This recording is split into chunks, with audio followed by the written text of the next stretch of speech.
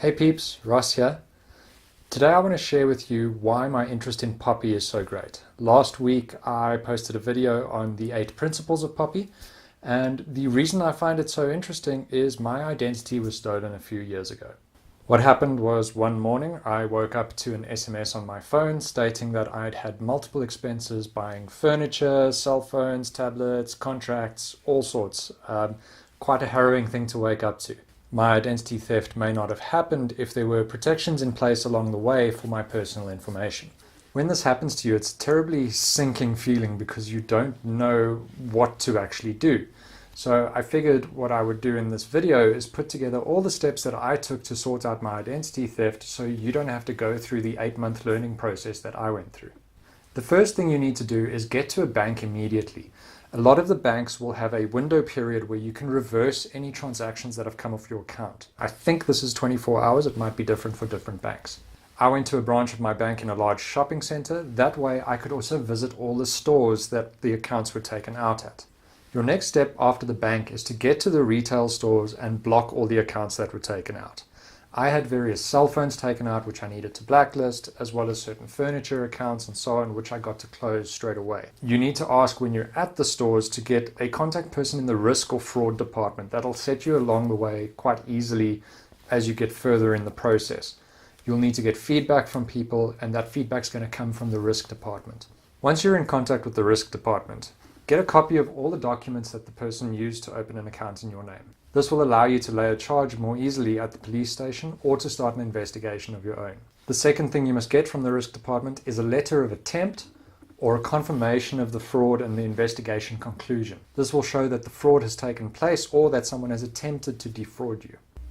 Lastly, once you have all this information, you now have enough to go to the SAFPS and log a fraud case and get protection from them. The SAFPS is the South African Fraud Prevention Service. This is a service provided to South Africans who have been victims of identity theft. I had no idea they existed until this happened, but I happened to work with a fantastic individual who's a fraud investigator. If you have attempted fraud, SAFPS will protect you for a period of 1 year. If you have successful fraud against your accounts, then SAFPS will put in a protection order for 10 years for you. Now what this means is that SAFPS will be a third credit check for you when you are applying for any sort of credit. So any application made at a store will go through to the credit bureaus, but then the credit bureaus will stop your application and go to SAFPS for verification. SAFPS will have the main source of your information to confirm that you are in fact you. Once you have these protections in place, now it's time to start repairing your credit record. This is the part that really takes a long time. Now, in order to repair your credit record, you're going to need a whole bunch of documentation up front. So you will need a certified copy of your ID, a sworn affidavit for every single account that's been taken out in your name. You'll need a single blank sheet of paper that has 3 handwritten signatures on it, and you will need a current proof of residence. This cannot be more than 3 months old, and it must include any initials that you have in your name. So if your ID book says, for instance, Ross Gary Saunders, you will need a document that says Ross G. Saunders or Ross Gary Saunders or RG Saunders. You will then need to take the letters of attempt or conclusion and supply these as well.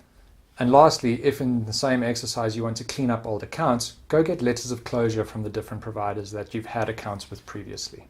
Now that you have all this documentation together, you need to register with the credit bureaus and be able to see what your credit record looks like so you can see which accounts you want to dispute. Now, once a year, you're allowed to get a free credit report from any of the providers, or you can pay to have your reports on a regular basis.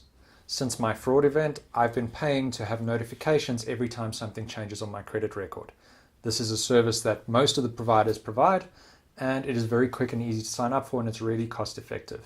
This early warning system lets you know beforehand if someone takes out an account in your name or if someone's even trying, because you will see that an attempt has been made to read your credit record. For your convenience, I've provided links to each of the credit providers in the description below. In conclusion, if I can offer any advice, get your credit records regularly, sign up for the alert systems, and know whether your identity is in jeopardy. This is not something I would wish on my worst enemy. Getting out of identity theft is an absolute nightmare, but there are steps to get there. If your identity has been stolen, I hope these tips help you. If not, I hope you have preventative steps in place. And with that, I will see you next week. Cheers, guys.